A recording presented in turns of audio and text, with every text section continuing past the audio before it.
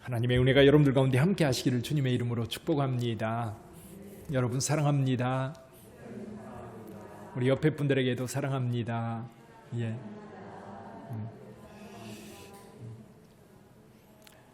요즘 그래도 찬바람이 나서 조금 기분은 좋아졌습니다. 그러나 코로나다가 여전해서 여진 방심할 수 없는 그런 상황들인데 여러분 자신을 잘 지켜갈 수 있기를 주님의 이름으로 축복합니다.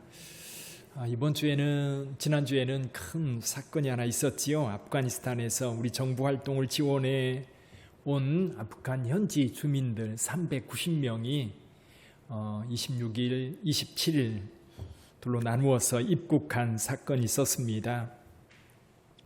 이제 우리나라 대사관 직원들도 있고 또 코이카라고 하는 자원봉사단이 있습니다. 한국국제협력단이라고 하는 봉사단이 있는데 그 봉사단원들을 협력했던, 그리고 바그람 한국병원, 직업훈련원 이런 곳에서 함께 일했던 분들을 이제 그 가족들과 함께 우리나라로 데려온 사건이었습니다.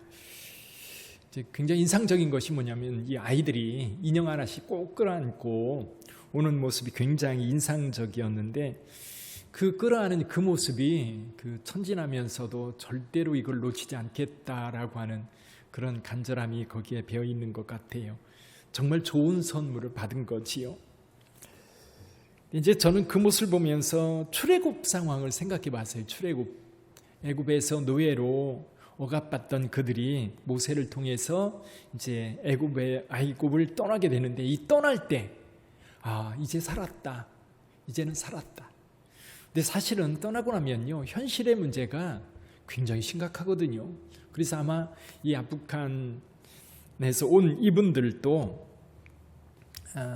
세 가지 마음이 들 것 같아요. 첫째 마음은 이제는 살았다. 더 이상 거기에서 죽음과 고통, 고난 이런 거를 겪지 않아도 되게, 또 우리는 정말 행운하다 그러면서 한국에 들어왔을 거고요. 또 한 가지 마음은 고국을 떠나는 마음이에요. 여러분, 고국을 떠난다고 하는 거는요, 그냥 여행 가는 게 아니에요.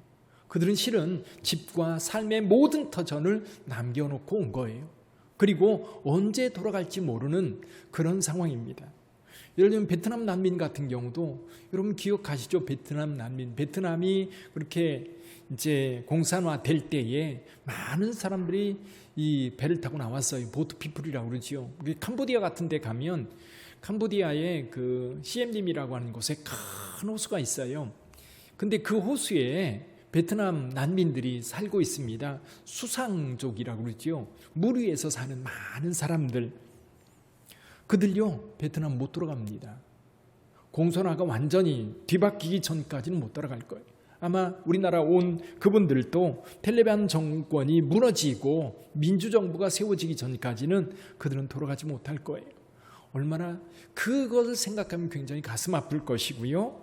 또 한 가지는 뭐냐면 낯선, 언어도 다르고 문화도 다르고 종교도 다르고 다 다른, 거기에서 구출돼서 왔지만 이제 여기에서 살아갈 것, 그들에게 어떤 삶의 기본적인 돈이라든지 또는 직업이라든지 어떤 인프라가 전혀 없는 상황이거든요. 그런 상황에 이제 적응해 갈 때에 아이들은 천진하게 인형받고 좋아할지 모르지만 어른들은 아마 여러 가지 감정이 복합적으로 작용하고 있을 것. 여러분이 생각할 것이 그거예요. 그들이 왜 거기를 그렇게 떠나서 여기에 올 수밖에 없었을까? 물론 어떤 분들은 한국과 이 협력해서 일하고 있다는 사실을 가족들에게도 전혀 알리지 않았다고 그래요.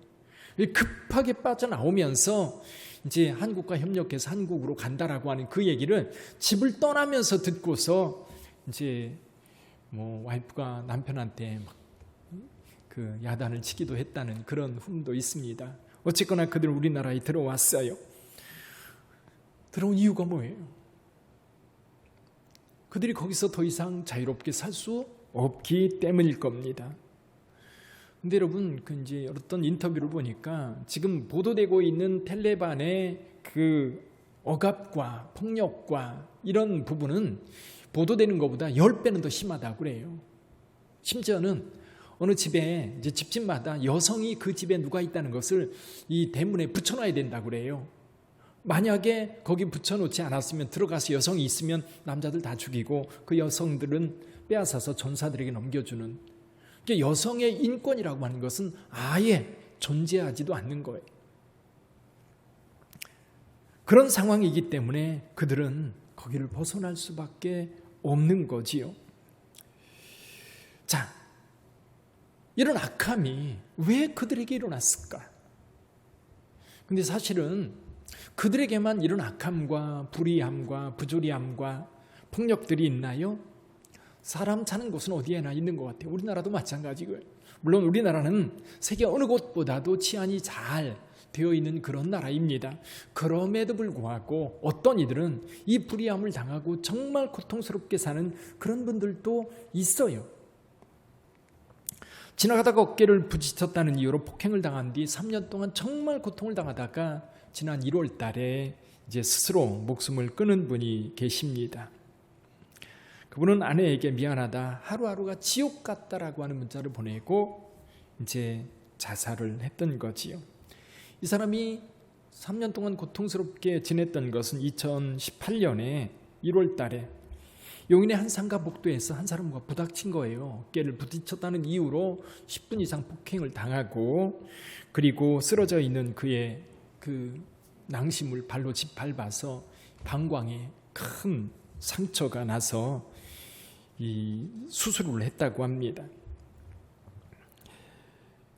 근데 이제 수원지법에서 이제 상해 혐의로 이 폭행 혐의자에게 징역형을 내렸는데요. 8개월 징역형 내린 거예요.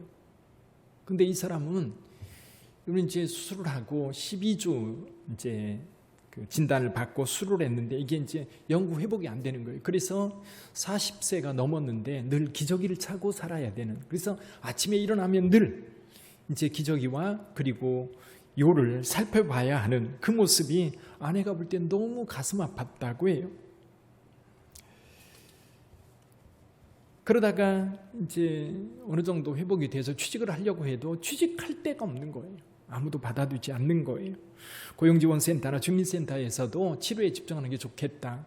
근데 먹고 살아야 되는데 가족들이 있는데 어떻게 해요? 그러면서 자기 자신의 카톡방에 이렇게 글을 썼다고 합니다. 왜 가해자는 편안하게 사는데 나는 이렇게 괴로워해야 하느냐? 자, 그 치료비 다 누가 물었어요? 본인이에요. 고통당하는 다 본인인 거예요. 근데 폭행을 당한 사람 8개월 살고 나와서 아무렇지도 않게 자유롭게 살아가고 있는 그런 불의함이 있는 거죠. 참 우리가 사회 구성으로 여러 사람들과 함께 더불어 살아갈 때에 법이 잘 지켜지고 약한 자들이 보호를 받으며 자유롭게 경제 생활을 할 수 있고 평안한 가정 생활을 할 수 있고 이것들이 보장된다면 정말 행복하고 좋은 사회일 겁니다. 그러나 이런 불의함을 경험하고 나면요, 정말 세상 살기 싫어질 것 같아요. 정말 고통스럽고 아플 것 같아요. 특히 하나님의 공의, 하나님을 믿는 자들에게 이런 경험이 있을 때 도대체 하나님은 이런 불의함이 이 땅에 만연하도록 내버려 두는 이유가 뭐냐고 하나님 앞에 따져 물을 거예요. 그러다가 많은 사람들은 섣불리 이렇게 결론 내립니다. 하나님이 계시지 않는다고. 하나님의 공의는 죽었다고. 그렇게 결론 내리고 교회를 떠나며 믿음을 떠나는 경우도 종종 있습니다. 근데 여러분, 이렇게 섣불리 결론 내리기 전에 다시 한번 하나님의 존재에 대한 질문, 그리고 하나님의 공의에 대한 질문을 위해서 하나님 앞에 서야 할 필요가 있어요. 이런 악한 시대에 그 악함을 보면서 이 간절한 마음으로 하나님 앞에 서서 하나님 앞에 질문했던 선지자가 있어요. 하박국 선지자입니다. 자, 북이스라엘이 멸망을 당했습니다. 이 멸망당하는 모습을 남유다는 지켜보고 있었어요. 그리고 자신들은 멸망을 당하지 않았습니다. 그러면 북이스라엘이 멸망당하는 모습을 보면서 왜 그들이 멸망을 당하고 왜 그들이 무너졌는지 많이 고민했을 거예요. 그럼에도 불구하고 50년, 100년, 150년 이렇게 지날 때에 그들은 또 까맣게 잃어버리는 거예요. 이런 상황, 정말 백성들의 지도자들은 백성들을 억압하고 종교 지도자들은 타락해서 돈 받고 점쳐주고 또 기도해주고 그런 모습들. 이 불의한 상황. 그렇다고 해서 백성들은 선하냐? 그런 위물이 맑아야 아랫물도 맑은 건데 그러다 보니까 온 불의와 악함이 세상을 지배하고 있는 그런 모습. 그 모습을 보면서 하박국 선지자는 하나님 앞에 간절히 기도했어요. 여호와여, 내가 부르짖어도 주께서 듣지 아니하시니 어느 때까지니까 내가 강포로 말미암아 외쳐도 주께서 구원하지 아니하시나이다. 정말 답답해서 하나님 앞에 부르짖어 기도했어요. 근데요, 하나님이 응답해 주셨어요. 여러분들도 답답하면 기도하시기를 바랍니다. 구하시면, 하나님께 질문하면 하나님은 답을 주셔요. 하나님께서 답을 주셨는데 이 하박국 선지자에게 주신 답이 정말 충격적이었어요. 하나님께서 심판을 준비하고 있다는 겁니다. 그것만으로도 하박국 선지자는 여기까지는 안심을 했을 것 같아요. 아, 하나님께서 보고 계시는구나. 하나님께서 이 악을 보고 계시는구나. 마침내 심판의 때가 왔나 보다. 근데 하나님의 심판의 방법을 하박국 선지자에게 가르쳐줬는데요. 그 내용이 뭐냐면 이런 거예요. 사납고 성급한 백성 곧 갈대아 사람들을 준비하여 유다를 심판하시겠다는 것. 하박국 선지자는 너무너무 놀랐어요. 너무 충격이었어요. 그 사납고 성급한 그 백성들 얼마나 잔인한지 여러분 나중에 실제로 하박국 선지자 이후에 예루살렘이 바벨론에 의해서 점령당했을 때 그 백성들이 얼마나 처참하게 죽임을 당하는지 에레미야 선지자는 그걸 봤어요. 이런 생각이 드는 거예요. 아들이요 정말 말 안 들어요. 이래도 말 안 듣고 저래도 말 안 듣고 어찌할 수 없어서 아버지가 동네 아주 잔인한 조폭 두목을 찾아가 가지고 야 우리 아들 좀 혼내줘라. 그런 느낌인 거예요. 하박국 선지자가 아마 그런 느낌을 받았던 것 같아요. 하박국 선지자는 도대체 하나님께서 이 사납고 성급한 이 잔인한 갈대아 사람들을 통해서 하나님의 백성들을 심판한다는 것을 이해할 수가 없었어요. 받아들일 수가 없었어요. 그래서 하나님 앞에 다시 섰어요. 도대체 이게 무슨 일입니까? 그렇죠? 이게 무슨 일이냐고 하나님께 질문할 때에 하나님께서 이렇게 말씀하셨어요.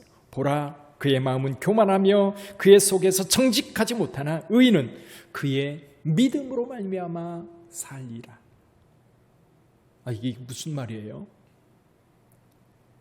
여기 그의 마음이 교만하며 그의 속에 정직하지 못한 자는 누굽니까? 갈대아 사람들이에요. 하나님의 도구로 지금 하나님의 백성들인 유다 백성들을 심판의 도구로 사용되어질 이 갈대아 사람들은 정직하지 못합니다. 교만합니다. 겸손하지 못합니다. 그런데 그들을 통해서 하나님 나라를 심판할 때 그렇다면 하나님을 믿는 하나님의 백성들은 그 상황 속에서 어떻게 살아갈 것인가? 어떻게 이해하고 그걸 받아들일 수 있는가? 하나님께서는 하박국 선지자에게 말씀하세요. 의인은 믿음으로 말미암아 살리라. 믿음으로 말미암아 살리라. 물론 유다 백성들 여러분 하나님의 심판을 자초할 정도로 불의했어요. 악했어요. 하나님의 오래 참으심 수백 년을 참아왔어요. 그 참음의 한계에 도달했고 이제는 더 이상 그냥 둘 수 없어 결국 하나님께서 심판의 칼을 빼어 들었는데 그 칼이 바로 갈대아 사람들이었던 겁니다. 아프가니스탄 사태를 생각해 봐요. 탈레반의 사악함은 벌써 20년 전에 모든 사람들이 알고 있었어요. 그래서 미국이 거기에 들어갔고 그리고 민주정부를 세웠습니다. 그래서 모든 사람들이 안심하고 살아갈 수 있는 그런 정부를 세웠어요. 그런데 왜 그 정부가 무너지고 그 사악한 탈레반 정권이 지금 들어서서 그 백성들을 폭력으로 총칼로 그들을 지배하고 있습니까? 이유가 뭐죠?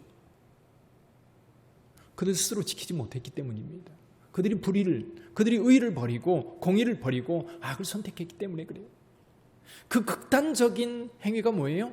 대통령 도망가는 모습이에요. 돈을 몇 트럭에 싣고 그것을 비행기에 싣다가 떨어뜨리고 갔다고 하는 그 이야기가 정말 비참하고 처참한 모습으로 들려요. 여러분, 텔레반군은 10만 명이 안 된다고 그래요. 근데 정부군은 35만 명이 넘는데도 불구하고 그 장부가 다 허술하는 거예요. 그 월급 받아가지고 그 장비 받아가지고 거기에 몇몇 사람들이 다 작복한 거예요. 그러니 그 나라가 살 수 있겠습니까? 그러니까 당연히 더 악한 정부가 들어설 수밖에 없는 거예요.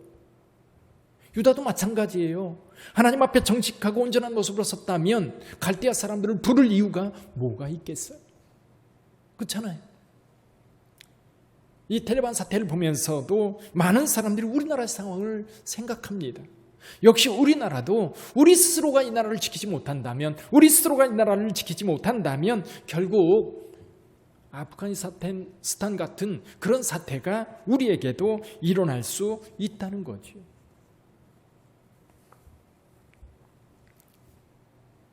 자, 선지자로서 이해할 수 없는 상황.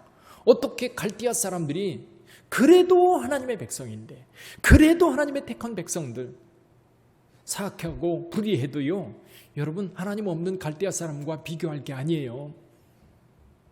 가끔 교회도요, 좀 나쁜 사람들이 있어요. 도대체 저 사람은 예수 믿으면서 어떻게 저럴 수 있을까? 우리 여기는 없고요. 전에 보니까 그런 사람들이 있더라고요, 가끔. 근데 여러분, 그런 생각이 들어요. 아니, 그런 사람이 하나님도 안 믿었다면 어떻게 살았을까? 그런 생각이 들어요. 그러니까 여러분, 예수 믿는 사람들, 그래도 교회에 있는 사람들은요, 세상에 있는 사람들, 하나님을 알지 못하는 사람들과 비교하면 그 착함의 정도는 제가 볼 때는 10배는 더 착해요. 그러니까 여러분, 웬만큼 하면 인정해주고 사랑해 주시기를 바랍니다. 예수도 안 믿었으면 어떻게 됐겠어요? 그렇지요? 유다 백성들 마찬가지예요.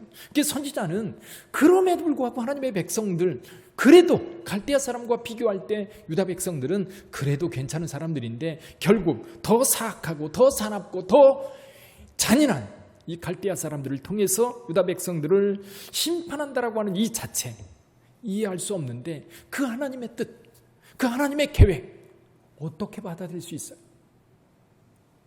어떻게 이해하고 그걸 수긍할 수 있겠어요? 근데 하박국 선지자는 수긍하고요, 하박국서 3장에 가면 하나님을 찬송해요.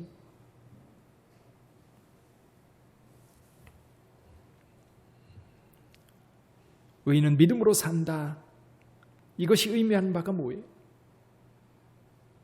사실 하박국 선지서에 나와 있는 의인은 믿음으로 산다라고 하는 것은 하나님의 백성들은 이 하나님의 공의, 하나님의 의에 대한 확신을 가지고 살아가는 거예요. 이스라엘 백성들은 하나님의 의를 경험했어요. 언제 경험했습니까? 아브라함과 이삭과 야곱, 요셉을 통해서 하나님께서 그 족장들을 이끄실 때 어떻게 인도하셨는지 저와 여러분들은 압니다. 우리 창세기 읽고 있거든요, 새벽에. 하나님께서 아브라함을 어떻게 부르시고 인도하셨는지, 이삭을 어떻게 부르시고 인도하셨는지, 야곱에게 어떻게 축복하셨는지, 요셉을 어떻게 이끄셨는지, 나중에 출애굽할 때에 하나님께서 모세를 통해서 그 백성들을 어떻게 인도하셨는지, 광야에서 그 백성들을 어떻게 이끄셨는지, 사사시대에 어떻게 기드온을 들어 바락을 들어 그리고 입다를 들어서 그 백성들을 구원하였는지 이스라엘 백성들은 안단 말이에요.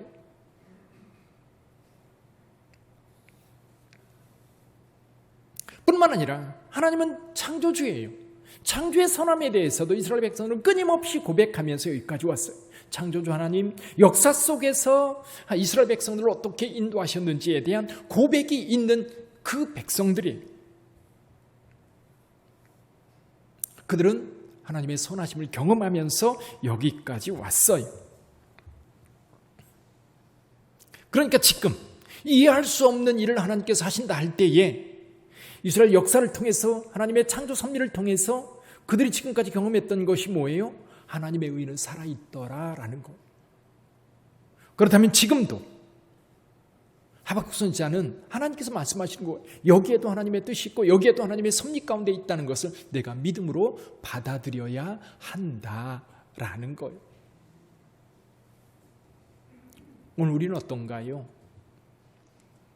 제가 목회를 하면서 경험하는 것 가운데 우리는 여러분 조금만 눈을 감고 우리의 삶 속에 내려진 하나님의 축복, 하나님의 은혜를 헤아리면요, 너무너무 내가 지금 살아있는 것 자체도, 그리고 여기 앉아있는 것 자체도, 내 가족들인 것 자체도, 내가 여전히 일할 수 있는 것 자체도 하나님의 은혜 아닌 것이 뭐가 있어요. 근데요, 참 신기한 것 가운데 한 가지가요, 정말 은혜를 많이 받았음에도 불구하고 한 가지 딱 걸리잖아요.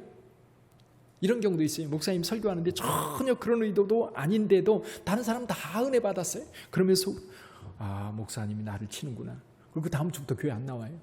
찾아가 보면 그 말을 듣고 오해했대요. 오해했다 소리도 안 해요. 자기는 너무 시험 들어서 교회 못 나오겠다는 거. 뭐 그런 경우가 한두 건이어야죠. 근데 여러분의 삶에도 마찬가지로 어떤 어려움이 하나 딱 닥치면 지금까지 있었던 하나님의 은혜는 다 사라져버리고 그 한 가지 때문에 하나님을 버려요. 그 한 가지 때문에 하나님을 외면해요. 그 얘기하는 거예요. 그 얘기.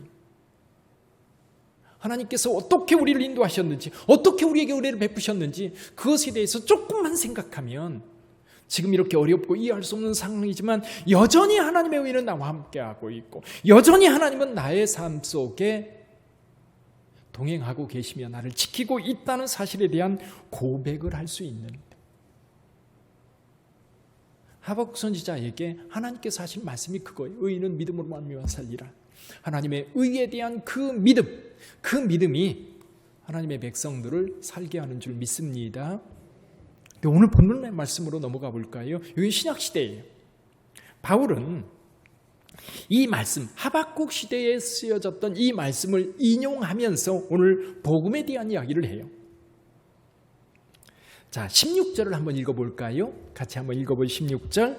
내가 복음을 부끄러워하지 아니하노니 이 복음은 모든 믿는 자에게 구원을 주시는 하나님의 능력이 됨이라. 먼저는 유대인에게요 그리고 헬라인에게로다. 할렐루야. 복음은 모든 믿는 자들에게 구원을 주시는 하나님의 능력이라 했어요. 복음이 뭐예요? 복음이 뭐죠? 복음에 대해서 사도 바울은 이 복음은 예수 그리스도 안에 나타난 하나님의 의라는 거예요. 하나님께서는 죄인인 우리를 구원하시기 위하여 하나님의 아들 예수님을 이 땅에 보내셔서의 성육신 사건입니다. 예수께서 또한 이 땅에서 우리의 모든 죄짐을 지고 십자가에 못 박혀 죽으셨어요. 그리고 사흘 만에 부활하심으로 우리에게 영생을 약속해 주셨습니다. 뿐만 아니라 오늘날 불의한 상황 속에 있는 모든 이 불의함에 대해서 하나님은 예수께서는 다시 오셔서 이 땅을 심판하실 거라고 우리에게 분명하게 말씀하셨어요. 자, 그런데도 여기에서 복음에는 하나님의 의가 나타났다는 거예요. 예수 사건 속에 하나님의 의가 나타났어요. 그리고 그 의를 믿을 때 우리가 의인의 삶을 살게 된다는 거예요.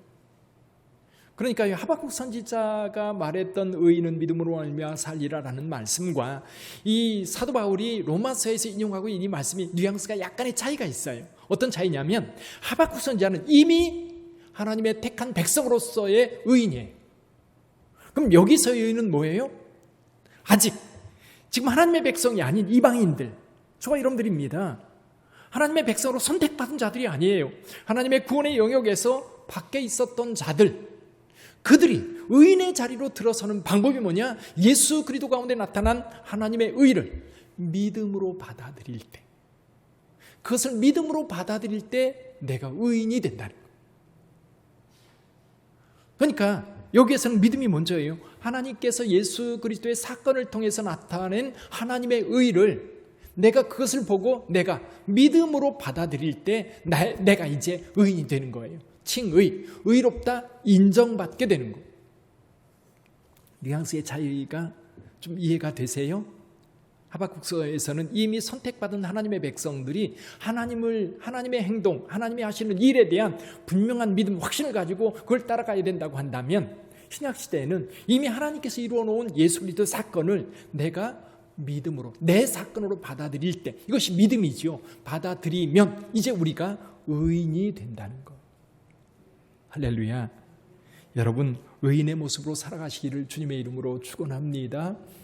그러면 하나님과의 관계성은 믿음이라고 하는 이 끈을 통해서 하나님의 자녀로, 의인으로서 하나님 앞에 서게 된 거예요. 이제 하나님께서 저와 여러분들과 함께 하시는 줄 믿습니다. 자, 그렇다면 오늘 저와 여러분들의 삶 속에 정말 믿음이 필요한 때에 살고 있어요. 코로나 사태도 마찬가지고 경제적인 문제도 마찬가지고 또 건강이라든지 또 사람들과의 관계에 있어서 여러분의 삶은 어떻습니까? 혹시 불안하고 두려운 일은 없습니까? 어떤 분들은 건강 때문에, 어떤 분들은 우리의 반쪽이 먼저 갈까 봐, 또 어떤 분들은 끊임없이 일어나는 사건, 사고 중에 그 사건의 주인공이 내가 될까 봐, 또 내가 다니는 회사가 문을 닫을까 봐, 경제적인 끈이 끊어질까 봐 두렵잖아요. 불안하잖아요. 이럴 때 하나님의 선하심을 믿으시기를 주님의 이름으로 축원합니다. 여전히 하나님께서 여러분을 사랑하고 있음을 믿으시기를 바랍니다. 정말 코로나 시대에 우리는 불확실성 시대라는 말이 실감이 나는 것 같아요. 앞으로 어떻게 될지 알 수 없는 시대에 저와 여러분들이 살고 있어요. 여러분 지금 올림픽이 한창인 거 아십니까? 그렇죠? 하계 올림픽이 끝나고 2주가 지나면 패럴림픽이라고 하는 것을 해요. 근데 패럴림픽은 사실 사람들에게 관심이 별로 없어요. 중계도 안 하고요. 근데요, 패럴림픽 가운데 그 육상 경기가 있는데, 육상 경기는 이 장애가 있는 분들 가운데 특히 시각장애인, 100% 시각이 없는, 그러니까 완전 시각장애인들이 달리기를 할 때에는 가이드러너라고 하는 사람이 같이 뛰어줍니다. 혹시 보셨어요? 가이드러너가 이 100m를 달리는데 가이드러너가 이 보이지 않는 분을 데리고 와서 이 스타트 하는데 거기에 이제 이렇게 발 자세를 잡아주고 선 여기 집으라고까지 가르쳐주고 같이 자세를 취하고 준비하고 땅 하면 이제 출발하는 거예요. 두 사람이 함께 막 달리는데요. 두 사람을 연결해 주는 게 있어요. 그게 뭐예요? 짧은 끈이에요. 이 끈인데 이제 그 선수의 왼손과 가이드러너 오른손을 매놔요. 그러면 앞이 보이지 않는 선수는 옆에 뛰고 있는 이 줄로 느끼는 느낌 있지 않습니까? 이 느낌으로 보조를 맞춰가면서 달려가는 거예요. 근데 보폭이 다르면 못 따라가는 거예요. 보폭이 달라지면 왜? 엇갈리면 줄이 끊어져 버려요. 어떤 경우를 보니까 줄이 끊어져 가지고 이 앞이 보이지 않으니까 엉뚱한 데로 달려가는 모습들을 봤어요. 줄이 끊어지자마자 딴 길로 가가지고 이 벽에 부닥치는 선수도 있더라고요. 그러니까 선수는 이 끈의 느낌, 물론 이제 그 전에 수없이 훈련을 했을 거예요. 같이 호흡 맞추면서 보조 맞추면서 방향과 속도 그리고 이런 것들을 다 이제 가이드러너가 이끄는 대로 달려가는 거죠. 무작정 달리는 게 아니라 그 가이드러너가 이끄는 대로 달려가는 거예요. 근데 재밌는 일이 있어요. 이런 1500m 있죠. 1500m 달리기에는 이 그 세계 신기록을 이 그 1급 시각 장애인들이 가지고 있다고 그래요.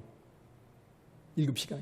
원래 이제 일반 선수들은요. 1500m 뛰면 처음부터 천천히 뛴다고 그래요. 자기 그 보조를 맞추려고. 그러다 보니까 세계 신기록이요. 장애인 선수 1, 2, 3, 4위 정도 된다고 그래요. 이 정상인들의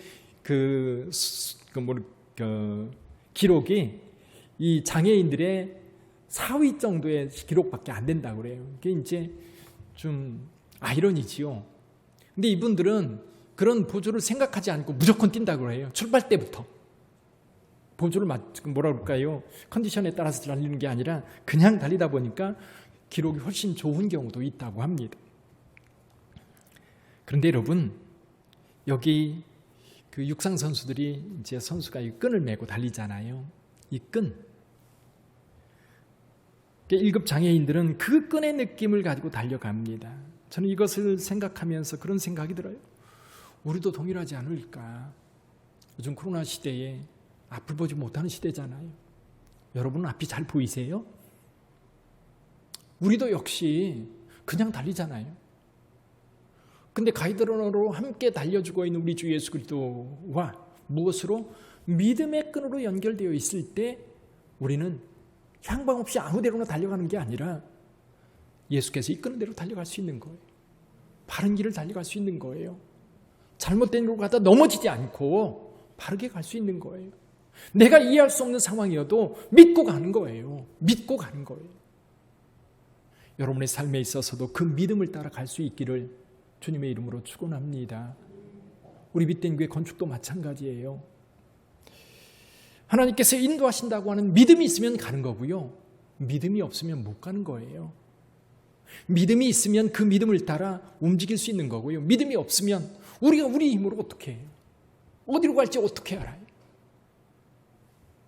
사랑하는 성도 여러분, 우리의 삶에서도 믿음으로 영생의 길, 행복의 길을 갈 수 있다면 그 믿음의 끈을 놓지 마시고 그 믿음을 따라 승리하는 여러분 되시기를 주님의 이름으로 축원합니다.